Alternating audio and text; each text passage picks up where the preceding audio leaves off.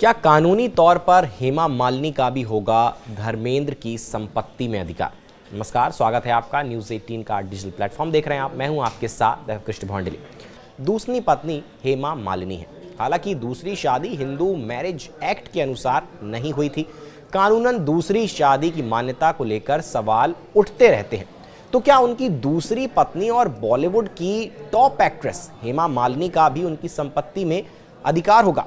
महान अभिनेता धर्मेंद्र के निधन के बाद अब ये सवाल बहुत आम है कि उनके बाद उनकी संपत्ति कैसे बटेगी, उसके वारिस कौन कौन होंगे, क्या वह कोई वसीयत लिखकर गए हैं। हालांकि ये सब सवाल अभी सिर्फ सवाल ही हैं। हो सकता है कि ये सवाल पूछने और करने का ये सही समय भी नहीं हो, लेकिन हकीकत ये है कि जनता में इसे लेकर बहुत कौतूहल है। और अगर मीडिया में आ रही रिपोर्ट्स की बात करें तो उनके पास 335 करोड़ रुपए से लेकर 450 करोड़ रुपए की कुल संपत्ति है। इसमें मुंबई से बाहर 100 एकड़ का फार्म हाउस, रियल एस्टेट, कृषि भूमि और गैर कृषि भूमि शामिल है। उनके पास कई लग्जरी कारें हैं। सिने प्रोडक्शन कंपनी से लेकर रेस्टोरेंट कारोबार में पैसा लगा हुआ है। धर्मेंद्र जब फिल्म इंडस्ट्री में आए तो उनका विवाह पहले हो चुका था। उनकी कानूनी तौर पर पत्नी प्रकाश कौर हैं, जो उनकी पहली पत्नी है और कानूनी पत्नी का दर्जा भी रखती हैं। धर्मेंद्र ने 1979 से 1980 के बीच में मुस्लिम धर्म के अनुसार हेमा मालिनी से निकाह किया। कहा जाता है कि तब दोनों ने उस शादी के लिए धर्म बदला था, लेकिन फिर हिंदू धर्म में आ गए। इस दूसरी शादी के कानूनी दर्जे को लेकर सवाल जरूर उठते रहते हैं।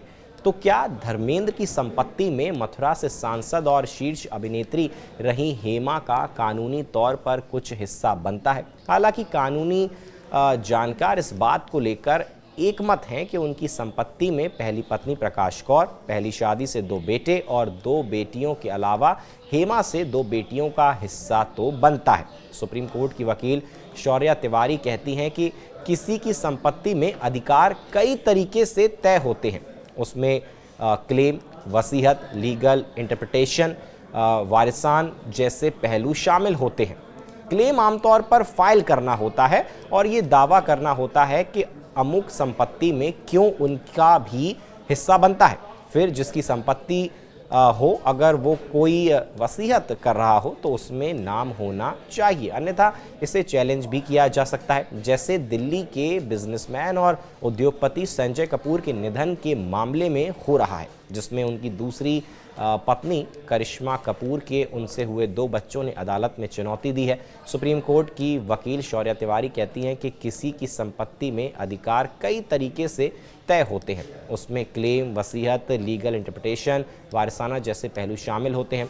उन्होंने आगे बताया कि कई बार कानूनी तौर पर अधिकार लेने के लिए किस तरह से अदालत में लीगल इंटरप्रिटेशन किया जाता है और अदालत उसको कितना मानती है, इस पर भी तय करता है। हालांकि जैसे हालिया कुछ मामलों में लिव इन में रहने वालों को भी अदालत से ऐसे अधिकार मिले हैं। सबसे आखिरी बात यह है कि क्या बच्चे वारिसान वाली पात्रता रखते हैं।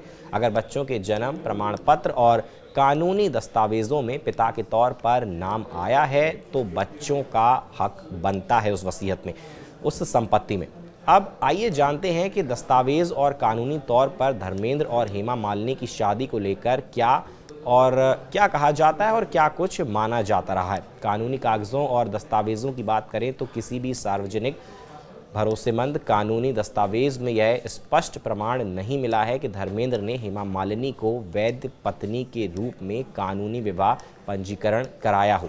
जब वह वर्ष 2004 में बीकानेर से लोकसभा का चुनाव लड़ने गए तो उन्होंने पत्नी का कॉलम खाली छोड़ दिया। एक रिपोर्ट के मुताबिक कांग्रेस नेताओं ने इंदौर अदालत में एक निकाहनामा पेश किया था, जिसमें धर्मेंद्र हेमा की शादी का दावा किया गया था। बेशक ये निकाहनामा एक धार्मिक दस्तावेज हो सकता है, लेकिन हिंदू विवाह कानून के तहत ये कानूनी रूप से वैध नहीं माना गया। विशेष रूप से तब अगर पहली पत्नी जीवित हो और तलाक नहीं हुआ हो। तो हेमा मालिनी ने खुद भी कहा है कि उन्होंने धर्मेंद्र की पहली फैमिली को छेड़े बिना शादी की थी और दोनों हमेशा साथ नहीं रहे। उन्होंने अलग अलग घर की व्यवस्था रखी, दोनों अलग अलग रहते थे। कानूनी दृष्टिकोण से हिंदू मैरिज एक्ट 1955 बहुपत्नी को स्वीकार नहीं करता। इस कानून की धारा 11 कहती है कि अगर कोई पहले शादी में हो तो दूसरी शादी शुरुआत से ही अवैध मानी जाती है। नई भारतीय दंड संहिता में सेक्शन 82 है जो दूसरे विवाह को अपराध भी बना सकती है। हालांकि कानूनी रूप से एक दूसरी पत्नी को कुछ सीमित अधिकार मिल सकते हैं। तो अब हेमा मालिनी का धर्मेंद्र की संपत्ति में अधिकार होगा या नहीं होगा, या फिर वो खुद भी उसमें उसमें से लेना चाहती हैं संपत्ति कि नहीं, वो तमाम बातें आने वाले वक्त में ही पता चलेंगी। फिलहाल के लिए हमारे साथ इस वीडियो में बने रहने के लिए आपका बहुत बहुत शुक्रिया।